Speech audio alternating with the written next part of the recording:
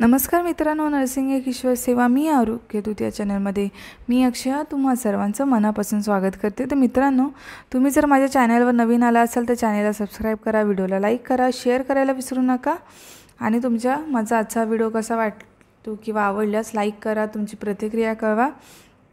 आणि आजचा व्हिडिओ आहे, आजच्या व्हिडिओचा टॉपिक आहे हवेचे प्रदूषण किंवा वायू प्रदूषण। वायू प्रदूषण, हवेचे प्रदूषण आणि वायू प्रदूषण हे एकच आहे, तर नेहमी लक्षात घ्या। हे एएनएम नर्सिंग स्टुडंट्सला आणि जीएनएम नर्सिंग स्टुडंट जे कम्युनिटी हेल्थ नर्सिंगमध्ये हा प्रश्न विचारला जाऊ शकतो। तर व्हिडिओ तुम्ही नक्की शेवटपर्यंत बघायचा आहे। 5 मार्काला विचारला जाणारा प्रश्न आहे हा। टिपा लिहामध्ये विचारू शकतात किंवा 15 मार्काच्या क्वेश्चनमध्ये पण तुम्हाला विचारलं जाऊ शकतो।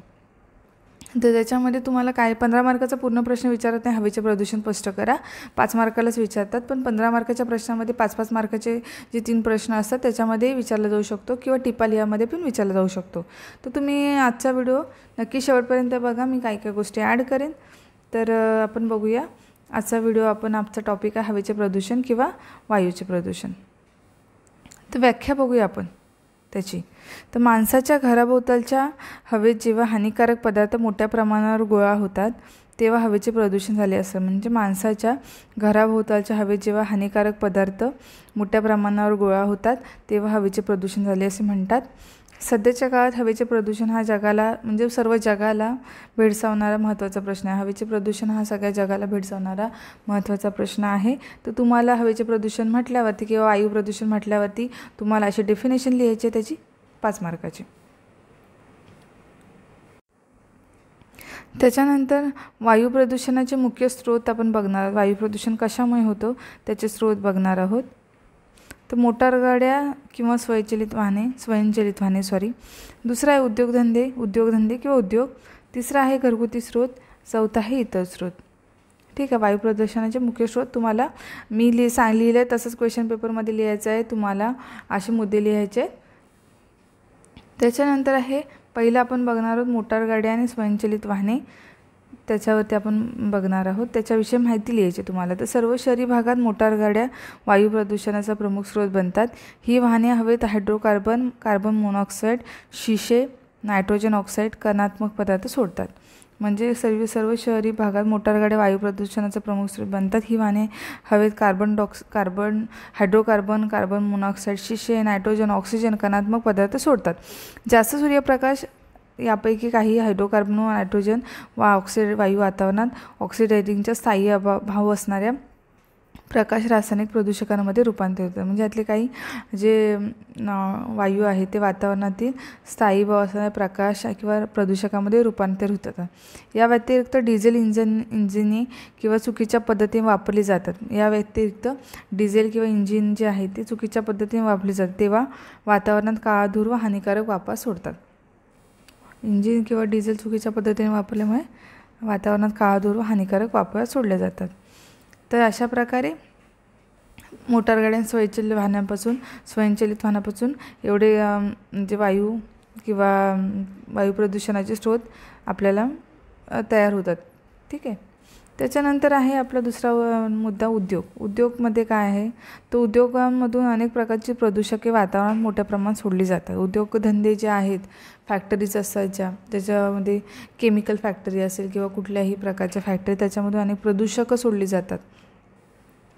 उष्णता शक्ती उत्पादित करण्यासाठी इंधने जाळली जातात, ज्यातून धूर, सल्फर ऑक्साईड म्हणजे ज्यातून इंधने जाळली जातात काही गोष्टींसाठी, तर त्याच्यातून धूर तयार होतं, सल्फर ऑक्साईड, नायट्रोजन ऑक्साईड व राख इत्यादी तयार होतात। पेट्रोकेमिकल उद्योगधंद्यामधून हायड्रोजन फ्लोराईड, हायड्रोक्लोरिक आम्ल, ऑर्गॅनिक हॅलाइड बाहेर पडतात। म्हणजे जे पेट्रोकेमिकल उद्योगधंद्यामधून हायड्रोक्लोरिक आम्ल, ऑर्गॅनिक हॅलाइड बाहेर पडतात।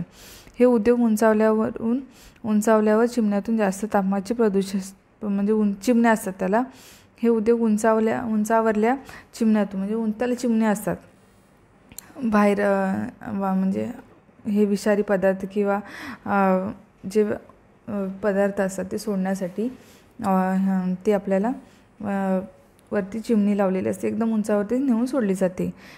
या चिमण्यातून जास्त तापमानाचे प्रदूषके जास्त वेगाने हवेत सोडतात आणि मग हे काय होतं, ही प्रदूषकां जास्त वेगाने हवेत सोडली जातात, त्यामुळे हवेचे प्रदूषण होते. उद्योगधंदे खूप महत्त्वाचं आहे. त्याच्यानंतर स्वयंचलित वाहने बघितलं. तिसरं आपण बघणार आहोत घरगुती स्रोत. तो कोळसा, लाकूड अथवा तेल जाळल्यामुळे धूर, सल्फर डायऑक्साईड व नायट्रोजन ऑक्साईड इत्यादी बाहेर पडतात. घरगुती स्रोतमध्ये कोळसा, लाकूड अथवा तेल जाळल्यामुळे धूर, सल्फर डायऑक्साईड व नायट्रोजन ऑक्साईड इत्यादी बाहेर पडतात.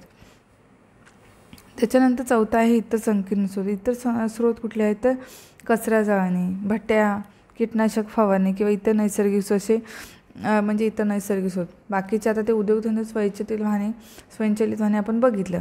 आता इतर संकीर्ण स्रोत कुठले आहेत तर कचरा जाळणे. आपण कचरा साधा परिसरात जाळतो तो, भट्ट्या, कीटकनाशक फवारणी किंवा इतर नैसर्गिक स्रोत जसे वाऱ्यामधून येणारी धूळ. म्हणजे इतर नैसर्गिक स्रोत कुठे वाऱ्यामधून येणारी धूळ, बुरशी, जीवाणू व अणुऊर्जा कार्यक्रम इत्यादींचा यात समावेश होतो. या सर्वांमुळे वायू प्रदूषण होते. आणि आपण ॲड करूया तंबाखूचा वापर. तंबाखूच्या वापरामुळे काय होतं, तंबाखू हा अपायकारक आहे आपल्या सगळ्यांसाठी, पण त्याचं प्रत्यक्ष अप्रत्यक्ष येतं. जे खातात त्यांनासुद्धा आणि नाही खात त्यांनासुद्धा तंबाखूचा जो धूर आहे ना, तो धुरामुळे जे धूम्रपान करतात किंवा जे वापरतात त्यांनाही, आणि जे नाही वापरत त्यांच्यावर धुराचा परिणाम होतो. ओके. त्याच्यानंतर हवेतील प्रदूषकं. हवेतील प्रदूषकं कुठली तर हवा प्रदूषित करणारी 100हून अधिक द्रव्ये आजपर्यंत सापडली. हवा प्रदूषक करणारी 100हून अधिक आपल्याला प्रदूषकं सापडलेली आहेत. ते महत्त्वाचे म्हणजे कार्बन मोनॉक्साईड, कार्बन डायऑक्साईड उत्सर्जक वायू, hydrogen sulphide, sulphur dioxide, sulphur trioxide, nitrogen oxide, fluorine संयुगे, कार्बनी संयुगे, हायड्रोकार्बन्स, अल्डिहाइड्स, कीटोन्स, कार्बनी आम्ले, धातवीय वायू, दूषके उदाहरणार्थ आर्सेनिक, जस्त, प्रगलातून निर्माण होणारे लोह, किरणोत्सर्ग करणारे संयुगे. तर ही आपल्या हवेतील प्रदूषकं आहेत. तर तुम्ही ती लिहून घ्या, नोट्स काढून घ्या, तर तुम्ही ते पण ॲड करू शकता. तर वायू प्रदूषणाचे दुष्परिणाम काय होतात तर वायू प्रदूषणाचे दुष्परिणाम आरोग्यावर होतात. पहिले, वायू प्रदूषणामुळे आरोग्यावर त्वरित आणि विलंबित दोन्ही प्रकारचे परिणाम होऊ शकतात. त्वरित परिणाम श्वसन संस्थेवर होतात आणि परिणामी तीव्र श्वसनलिका दाह होतो. जर वायू प्रदूषण अतिशय तीव्र असेल तर त्यामुळे गुदमरून त्वचेत मृत्यू होऊ शकतो. वायू प्रदूषणाशी संलग्न विपरीत परिणाम आहेत. दीर्घकालीन श्वासनलिकादाह, फुफ्फुसांचा कर्करोग, श्वासनलिकेशी संबंधित दमा, एम्फायझिमा, श्वसनाशी संबंधित वावडे. तर वायू प्रदूषणाचे खूप दुष्परिणाम आहेत. श्वासनलिकांचे आजार होतात, श्वसन संस्थेवरती परिणाम होतो त्याचा. कारण हल्ली मुंबईसारख्या ठिकाणी इतकी हवेची पातळी इतकी म्हणजे खालावलेली आहे की सगळ्या लोकांना सर्दी, खोका लहान मुलांपासून मोठ्यांपर्यंत झालेला आहे. तर त्याचा आपल्या श्वसन संस्थेवर परिणाम होतो. दमा किंवा बाकीचे आजार, दीर्घकालीन आजारही होऊ शकतात, कारण हवेच्या दर्जामुळे, हवेच्या प्रदूषणामुळे. हवेचे प्रदूषण ही कुणा एकट्याची जबाबदारी नाही, तर पूर्ण समाजाची जबाबदारी आहे. त्याच्यामुळे शिशामुळे, पुढचं बघूया आपण, शिशामुळे शरीरातील अनेक प्रणालींना विषबाधा होते. शिशा जो आहे त्याच्यामुळे काय होतं, अनेक शरीरातील प्रणालींना विषबाधा होते. मेंदू आणि चेतासंस्था विकसित होणाऱ्या मुलांसाठी ते म्हणजे मेंदू आणि जे मुलांचे विकसित होत असतात लहान मुलांचे, आता मगाशी सांगितल्याप्रमाणे, त्यांच्यासाठी अत्यंत धोकादायक असते. मुलांमध्ये शिशाच्या वाढलेल्या पातळीचा संबंध बुद्ध्यांक कमी होणे, शाळेत कमी दर्जाची कामगिरी, वर्तन समस्या यासारख्या तांत्रिक मनोविकास बिघाड होऊ शकतो.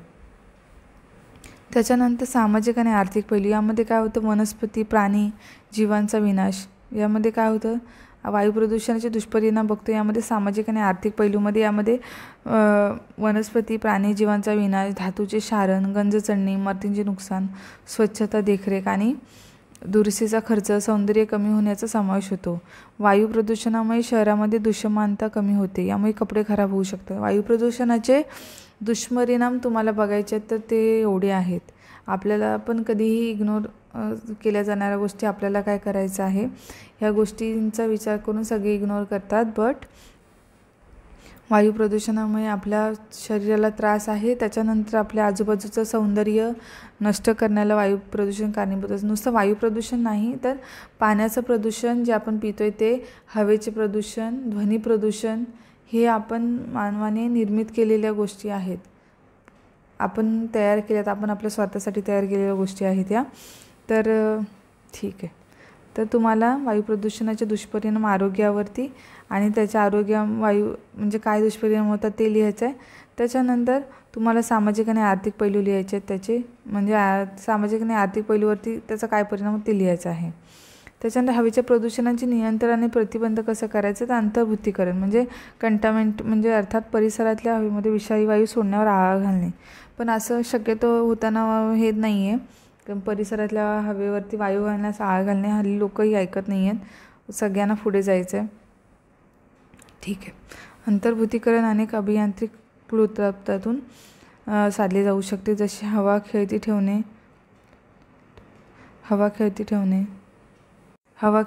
हवेची स्वच्छता करणे इत्यादी. प्रदूषकांना बाहेर काढण्यासाठी सापळे तयार करणे ही या क्षेत्रातील विकासाचा मोठा टप्पा आहे. म्हणजे हवा खेळती ठेवणे, हवेची स्वच्छता करणे इत्यादी प्रदूषकांना बाहेर काढण्यासाठी सापळे तयार करणे ही या क्षेत्रातील विकासाचा मोठा टप्पा आहे. अंतर्भूतीकरण तर हे विषारी वायू सोडण्यावर आळा घालण्यासाठी प्रयत्न करायला पाहिजे.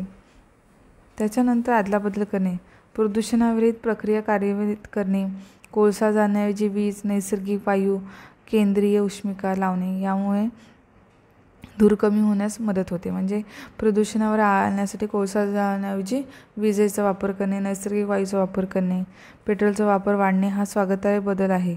त्यामुळे म्हणजे केंद्रीय उष्मिका लावणे यामुळे धूर कमी होण्यास खूप मदत आहे.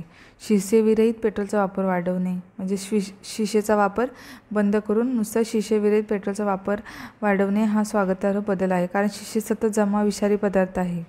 भारतातही शिशेविरहित पेट्रोलचा वापर वाढला आहे आणि भारतासारख्या आपल्या देशातही शिशे वापरला जात नाही, त्याचा विरहित वापर पेट्रोलमध्ये केला जातो. त्याच्यानंतर विरलीकरण म्हणजे डायल्युटेशन. तर यामध्ये जोपर्यंत वातावरणाची स्वतःची स्वच्छता करण्याची क्षमता आहे तोपर्यंत ही पद्धत उपयोगी ठरते. जोपर्यंत वातावरणाची स्वच्छता करण्याची क्षमता आहे तोपर्यंत ही पद्धत उपयोगी पडते. उदाहरणार्थ काही प्रदूषके झाडे लावल्याने कमी होतात, म्हणजे काही प्रदूषण आहे ते झाडे लावल्यामुळे कमी होतात. औद्योगिक व रहिवासी भागात हरितपट्टी तयार करणे हा याचा एक प्रयत्न आहे, परंतु ही क्षमता कमी असून जेव्हा वातावरणात अतिरिक्त प्रमाणात प्रदूषके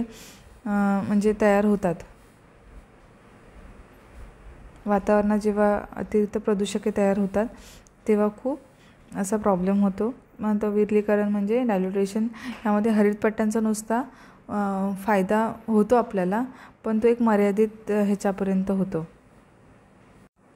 तो आपल्याला मर्यादित काळापर्यंत होतो. त्याच्यानंतर आहे कायदे करणे, कायद्याचा वापर करणे, लिगलेशन. म्हणजे अनेक देशात कायदे तयार झाल्याने वायू प्रदूषण नियंत्रित झाले आहे. म्हणजे अनेक देशात कायदे तयार केले त्याच्यामुळे वायू प्रदूषण नियंत्रित झाले आहे.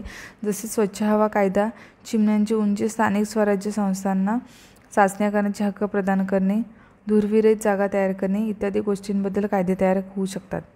वायू प्रदूषणापासून होणारा त्रास टाळण्यासाठी भारत सरकारने हवेचा कायदा, वायू प्रदूषणाचे प्रतिबंधन नियंत्रण केला आहे.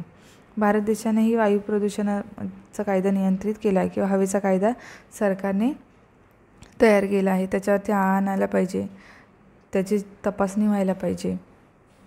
त्याच्यानंतर आंतरराष्ट्रीय कारवाई, जागतिक पातळीवर वायू प्रदूषणाचा सामना करण्यासाठी जागतिक आरोग्य संघटनेने WHOने हे वायू प्रदूषणाचा अभ्यास व चाचण्या करण्यासाठी प्रयोगशाळांची जाळी विकसित केली आहे.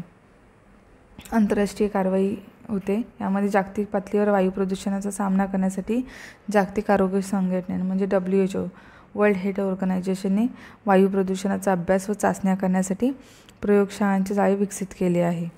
तर अशा प्रकारे तुम्हाला वायू प्रदूषणाचं माहिती लिहायची आहे, त्याच्या नोट्स काढायच्या आहेत. ओके.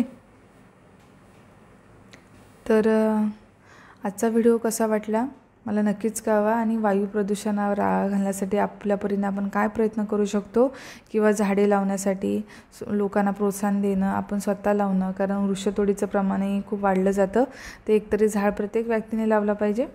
आणि आजचा व्हिडिओ मला कसा वाटला नक्कीच कळवा. लवकरच भेटू आपण पुढच्या व्हिडिओमध्ये. तोपर्यंत धन्यवाद.